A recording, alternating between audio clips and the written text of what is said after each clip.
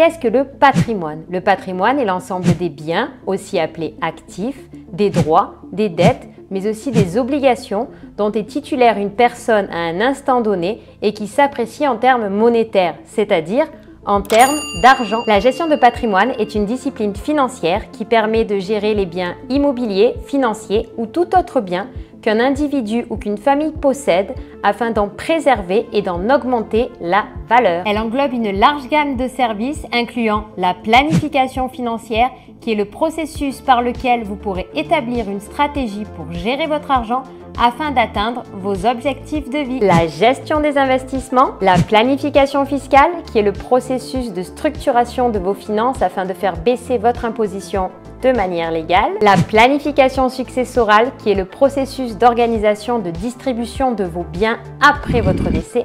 Le but est de s'assurer que vos biens vont aux personnes et organismes de votre choix de manière efficace en limitant les coûts et les conflits. Il existe 3 composantes essentielles en patrimoine. Tout d'abord, le patrimoine privé, composé de vos biens immobiliers, tels que la maison que vous avez achetée, votre voiture, l'épargne sur un compte bancaire ou encore le dernier vélo électrique que vous vous êtes acheté l'année dernière. Vient ensuite le patrimoine professionnel que vous auriez développé comme une entreprise individuelle, par exemple pour votre activité de plomberie, ou encore une société dans laquelle vous vous seriez associé pour votre activité, société qui fait partie de votre patrimoine professionnel. Pour finir, le patrimoine social, plus particulier de par ses caractéristiques et du fait qu'il soit difficile à quantifier. En effet, sa composition échappe très souvent à notre volonté. De plus, il est incessible sauf clause très particulière. Par exemple, vous ne pouvez pas donner votre droit à la retraite,